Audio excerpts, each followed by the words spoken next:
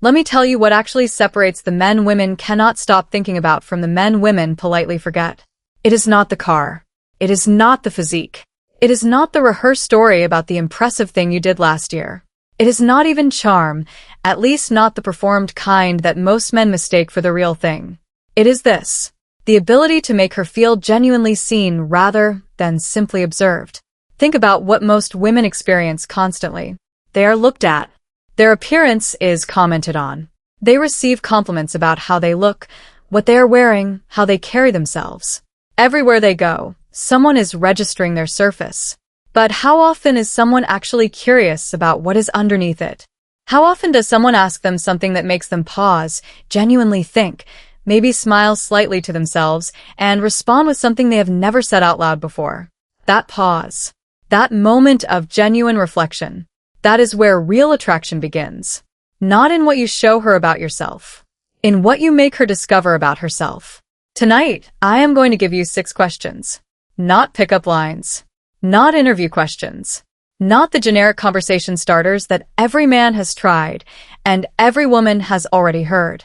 6 questions rooted in the actual psychology of attraction that, asked with genuine presence and calm confidence, will make you unforgettable to almost any woman you use them with.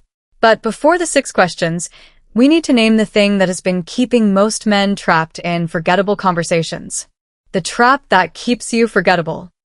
I call it the performance trap. The performance trap is what happens when a man approaches a woman as an opportunity to demonstrate his value rather than an opportunity to discover hers. He tells her what he does. He mentions where he has been. He shares the stories that make him look interesting, funny, intelligent, successful. He performs a version of himself that he hopes she will find compelling. And she listens. She nods. She responds politely. And when the conversation ends, she moves on.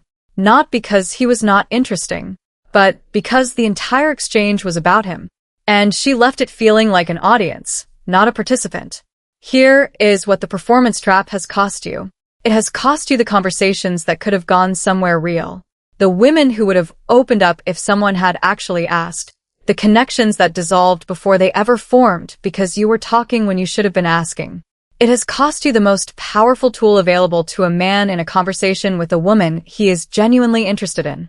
And that tool is not more impressive content about yourself. It is a question that makes her feel something she did not expect to feel. When you ask a question that reaches past the surface, something shifts. She is no longer in autopilot mode, giving the scripted responses she gives to everyone. She is actually thinking, actually reaching for something real. And in that reaching, she becomes present with you in a way she is not present with most people. And the man who created that experience for her becomes someone she thinks about later. Here are the 6 questions that create that experience. Question 1. What is something you believed strongly 5 years ago that you do not believe anymore? This is not conversation filler. This is a direct pathway into how life has shaped her. When you ask a woman this question, you are communicating something most men never communicate. You are saying, I am interested in your evolution. Not just who you are right now, but how you got here. What changed you? What the living did to your thinking. Most conversations stay in the present tense. What do you do? Where are you from? What are you into? This question goes to a different place entirely. It requires genuine introspection. She has to reach back and find something that used to be true and is no longer, and then figure out how to explain why it shifted. The answer could come from anywhere.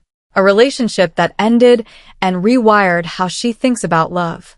A career change that showed her something she did not know about herself. A loss that moved the furniture of her inner world. A quiet realization that arrived over years rather than in a single moment. Whatever she says, she is showing you something about how she processes experience, how she grows, how she has been changed by the things that happened to her. And you, by asking, have positioned yourself as someone who is interested in that process. Not in the highlight reel, in the actual story. Wait before you respond when she finishes. Do not rush to share your own answer or offer your opinion. Let what she said exist in the space between you for a moment. That pause tells her something important, that you heard her, that you are not in a hurry to redirect the conversation back to yourself. She will feel the difference immediately. Question 2. When do you feel most completely yourself? This question is simple on the surface and revelatory underneath. Every woman has moments when the performance falls away. When she stops being the version of herself she presents to the world and becomes something more essential, more honest, more alive. Your job is to find out when that happens for her. Her answer will almost certainly surprise you. It might be early in the morning before anyone else is awake. It might be in the middle of creating something, painting or writing or cooking, when time disappears and she forgets to monitor herself. It might be in nature, in movement, in music, in a conversation at 2 in the morning when the usual filters are down. Whatever it is, you are learning where her soul breathes freely. And here is the psychology beneath this question. Once she shares that with you, she begins unconsciously associating you with that feeling, with authenticity, with the freedom of being exactly who she is without managing anyone else's perception of it. That is not a small thing. That is how attraction forms at a level most men never reach. The critical piece here is that you have to actually be curious, not performing curiosity in order to seem deep, genuinely wondering. Because she will feel the difference between a man who is asking to impress her and a man who is asking because he actually wants to know. One makes her feel like a means to an end. The other makes her feel like the point. Question 3. If nothing was stopping you, no fear, no money, no one's opinion, what would you be doing right now? I call this a permission question. And it is one of the most powerful things you can offer someone in a conversation. Most people move through life shaped by what is practical, what is expected, what other people think is reasonable. They carry suppressed desires and ambitions they have learned to minimize, dreams they have quietly filed away because the windows seemed to close or the risk felt too large or someone important told them they were not realistic. When you ask her to set all of that aside and tell you what she would actually be doing, you are handing her a blank canvas and saying, draw yourself as you actually want to be. Some women will answer immediately, because they've been waiting for someone to ask. Others will go quiet first, reaching for something they have not touched in a while. Both responses are meaningful. What you are creating in this moment is emotional freedom.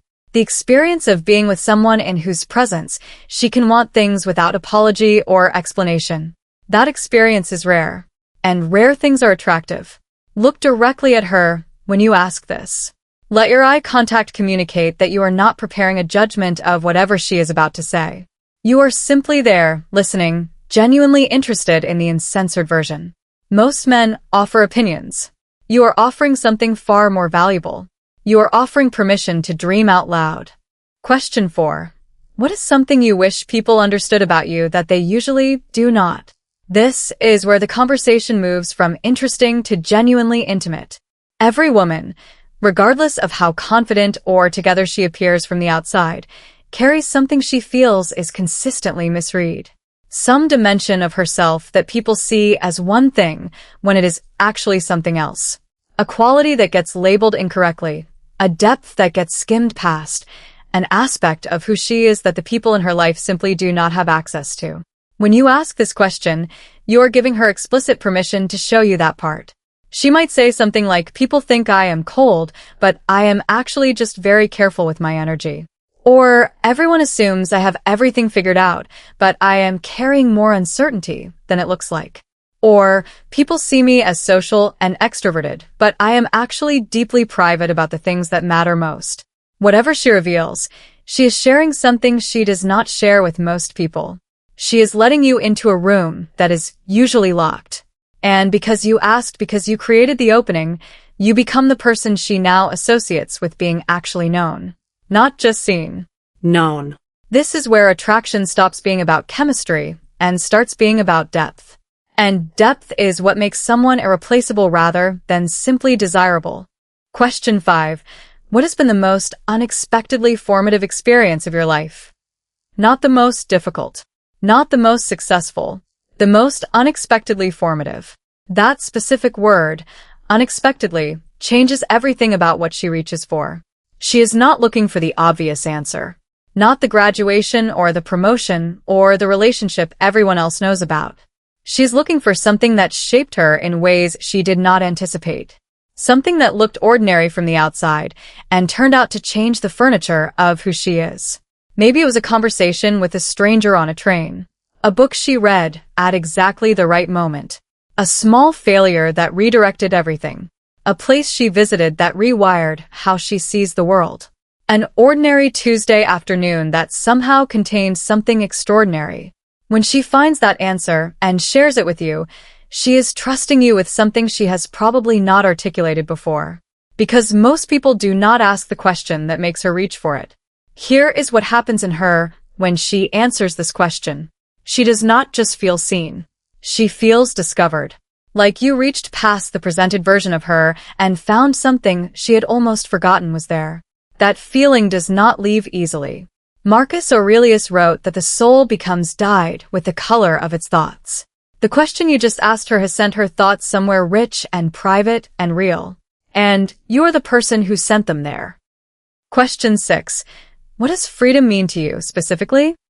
This is the question most men would never think to ask because it seems too abstract, too philosophical, too far from where they expect a conversation to go. And that is exactly why it works. Everyone uses the word freedom, but what it actually means is completely different from person to person. For some women, freedom means financial independence. For others, it means emotional space to be themselves without managing other people's expectations. For others, it means the ability to move, to leave, to start over. For some, it means creative expression without judgment. For others, it means rest, the freedom from the constant pressure of performing and producing.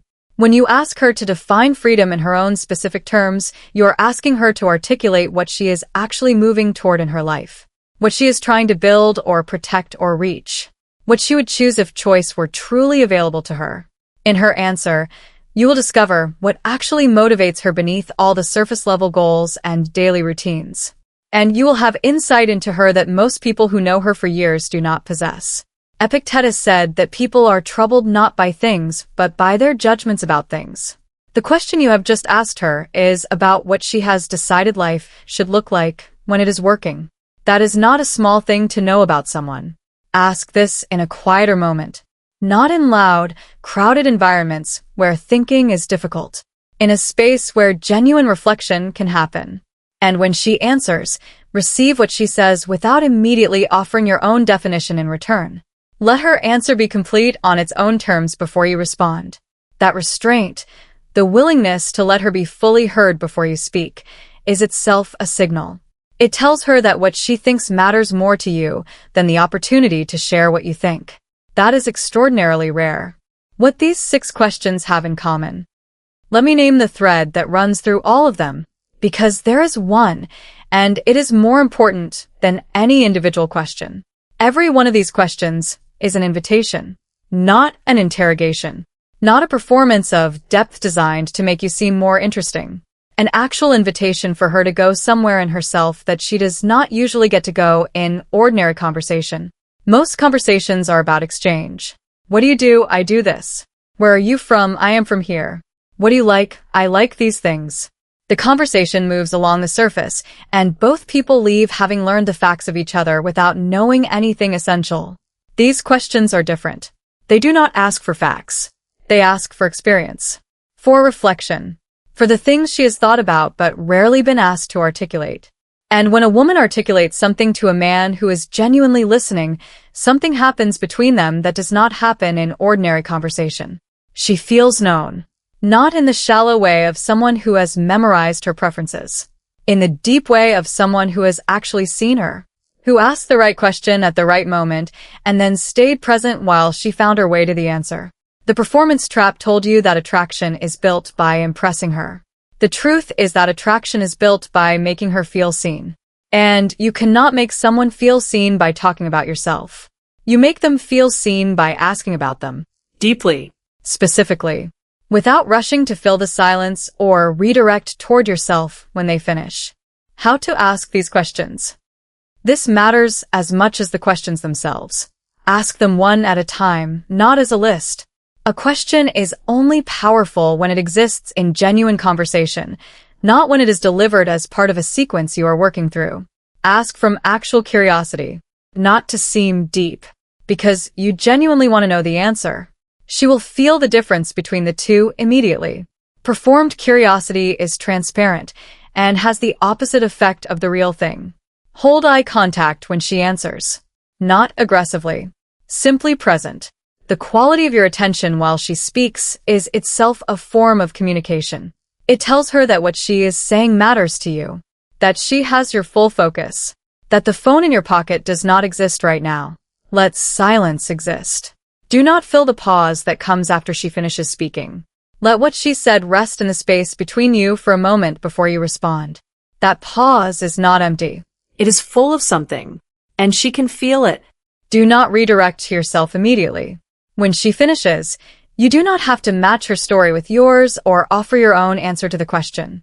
Sometimes the most powerful response is simply staying in what she just shared. A follow-up that shows you heard something specific.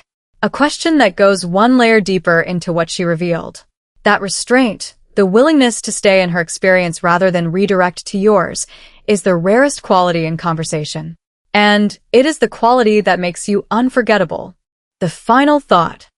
Here's the truth that underlies all 6 questions, my friend. Women are not attracted to the man who shows her the most impressive version of himself. They are drawn to the man who sees the most authentic version of her. The performance trap will keep telling you to demonstrate, to show her what you have, what you know, what you have done. And as long as you listen to it, you will keep having conversations that go nowhere and wondering why the connection never forms.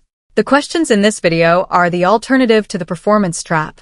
They are the technology of genuine connection. They work not because they are clever or strategic, but because they are rare. Because most men have never been taught to ask them. Because the women you use them with have probably never been asked them.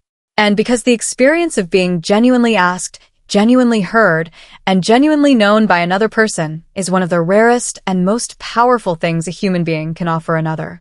You do not need more impressive content about yourself. You need better questions. Ask them with presence. Ask them with genuine curiosity. Ask them without an agenda beyond actually understanding who she is. And watch what happens to how she sees you. She will not see you as a man who impressed her. She will see you as the man who made her feel something she did not expect to feel in a conversation she expected to be ordinary. That is the man she thinks about later. That is the man she remembers. Be that man. If this gave you something you have not had before, subscribe. More honest conversations about connection, psychology, and what actually creates genuine attraction between two people. Drop a comment and tell me which of these 6 questions you're going to try first. I read every single one. Until next time, my friend. Stop performing. Start asking. The conversation you have been waiting to have is one good question away.